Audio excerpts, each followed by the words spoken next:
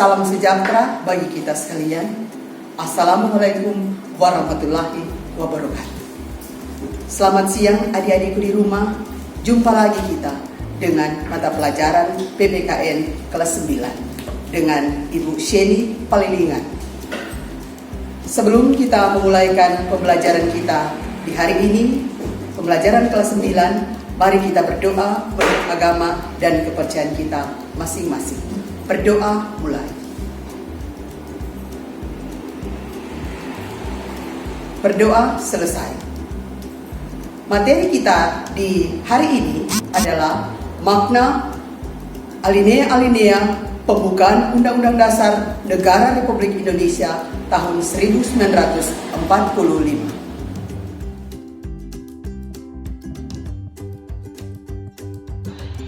Tujuan pembelajaran kita adalah memahami dan menghayati isi alinea, makna alinea yang terkandung dalam pembukaan Undang-Undang Dasar Negara Republik Indonesia tahun 1945. Makna alinea pertama. Pada bagian ini akan dibahas makna setiap alinea pada pembukaan Undang-Undang Dasar 1945. Alinea pertama, bahwa sesungguhnya kemerdekaan itu ialah hak segala bangsa dan oleh sebab itu maka penjajahan di atas dunia harus dihapuskan karena tidak sesuai dengan peri kemanusiaan dan peri keadilan. Alinea pertama pembukaan Undang-Undang Dasar tahun 1945 menjelaskan arti penting suatu kemerdekaan. Pada alinea pertama terdapat pengakuan mengenai hak kodrati untuk merdeka yang terlihat pada kalimat bahwa sesungguhnya kemerdekaan itu ialah hak segala bangsa. Hak kodrati merupakan hak yang diberikan oleh Tuhan Yang Maha Esa, hak yang melekat pada manusia. Jika diselidiki lebih dalam, alinea pertama menegaskan bahwa kemerdekaan adalah hak segala bangsa, bukan hak perorangan atau individu.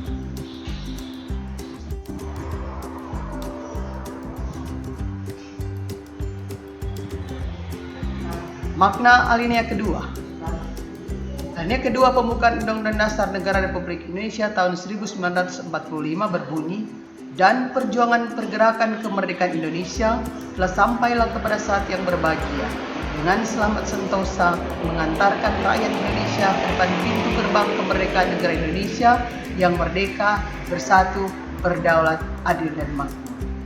Jika alinea pertama pembukaan menyatakan hak kodrati untuk merdeka, alinea kedua menjabarkan penilaian para pendiri negara, yaitu perjuangan pergerakan kemerdekaan Indonesia telah sampai kepada tingkat yang menentukan. Momentum yang telah dicapai tersebut harus dimanfaatkan untuk menyatakan kemerdekaan Indonesia. Dan kemerdekaan bukanlah tujuan akhir bangsa Indonesia, tapi kemerdekaan masih harus diisi dengan mewujudkan suatu negara yang bersatu, berdaulat, adil dan makmur. Makna alinea ketiga, pembukaan Undang-Undang Dasar Negara Republik Indonesia tahun 1945 berbunyi, atas berkat rahmat Allah yang Maha Kuasa dan dengan didorongkan oleh keinginan luhur supaya berkehidupan kebangsaan yang bebas, maka rakyat Indonesia menyatakan dengan ini kemerdekaannya. Pada alinea ketiga pembukaan ini, proklamasi kemerdekaan Indonesia dinyatakan lagi, maka rakyat Indonesia menyatakan dengan ini kemerdekaannya. Dengan demikian terlihat hubungan antara proklamasi kemerdekaan tanggal 17 Agustus 1945 dan pembukaan Undang-Undang Dasar Negara Republik Indonesia tahun 1945. Adapun pernyataan atas berkat rahmat Allah yang Maha Kuasa menunjukkan bahwa bangsa Indonesia mengakui nilai-nilai religius. Hal ini tercantum juga pada sila ketuhanan yang Maha Esa. Selain itu, alinea ketiga ini juga memuat pernyataan didorongkan oleh keinginan luhur supaya berkehidupan kebangsaan yang bebas. Dari pernyataan tersebut terlihat bahwa bangsa Indonesia mengakui hak kodrati untuk segala bangsa, yaitu berkehidupan kebangsaan yang bebas. Adapun nilai kodrati tersebut turut menjadi asas bagi kehidupan kenegaraan bangsa Indonesia. Makna alinea keempat.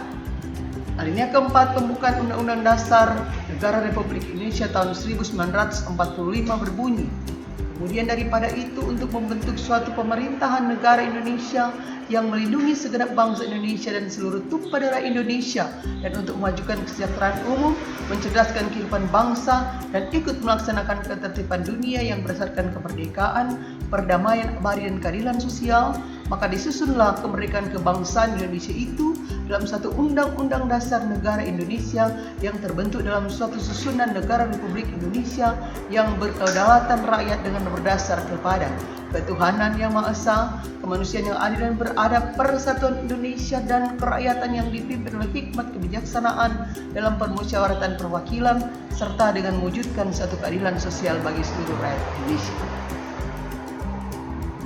Bahwa alinea pertama, kedua, dan ketiga pembukaan Undang-Undang Dasar Negara Republik Indonesia tahun 1945 menjelaskan alasan dasar serta hubungan langsung dengan kemerdekaan.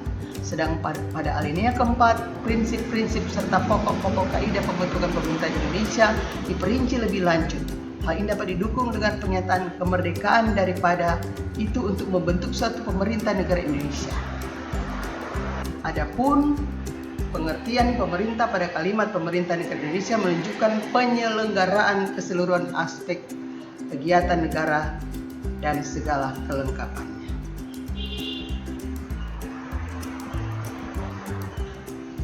Di dalamnya juga kita akan melihat tujuan negara.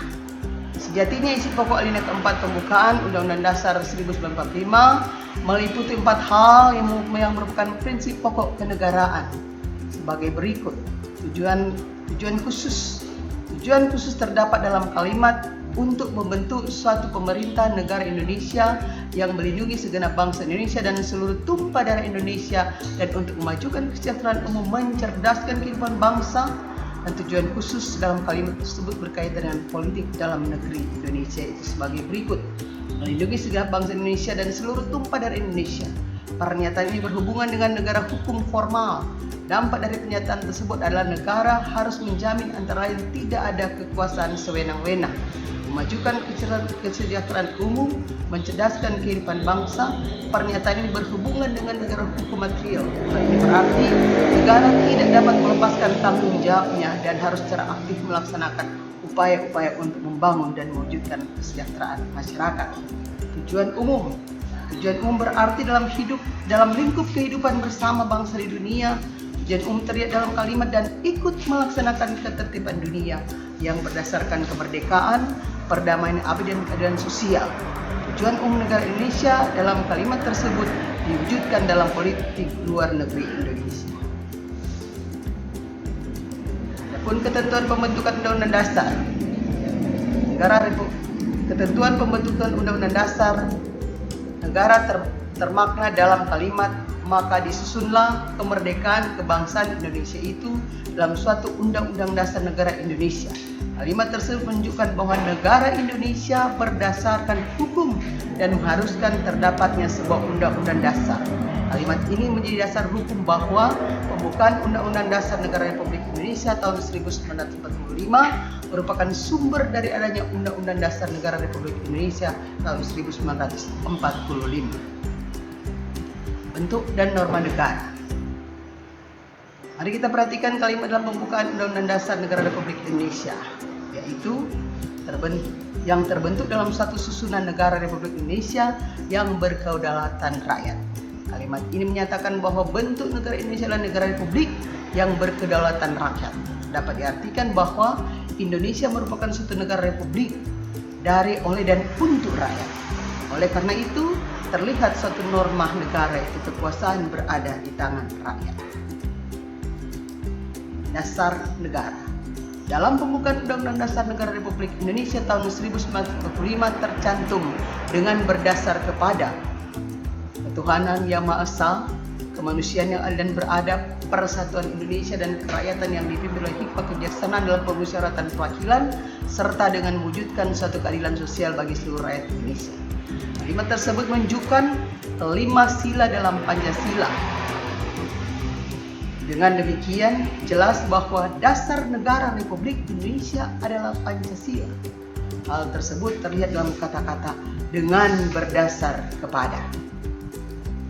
Selain prinsip pokok kenegaraan seperti yang kamu pelajari di kelas 7, pada alinea keempat pembukaan Undang-Undang Dasar Negara Republik Indonesia tahun 1945 ini tercantum tujuan pembangunan nasional sebagai berikut: melindungi segenap bangsa Indonesia dan seluruh tumpah darah Indonesia, memajukan kesejahteraan umum, mencerdaskan kehidupan bangsa, ikut serta melaksanakan ketertiban dunia yang berdasarkan kemerdekaan, perdamaian abadi, dan keadilan sosial. Demikianlah materi kita di hari ini. Sampai jumpa untuk materi selanjutnya. Mari kita akhiri pertemuan kita hari ini dengan doa. Kita berdoa. Selesai. Pesan Ibu mengakhiri perjumpaan kita di hari ini adalah untuk mencegah penularan COVID-19, maka marilah kita semua untuk rajin mencuci tangan dengan air mengalir, menjauhi perkumpulan orang banyak, jaga jarak, dan jangan lupa memakai masker. Sampai jumpa pada materi selanjutnya. Dah.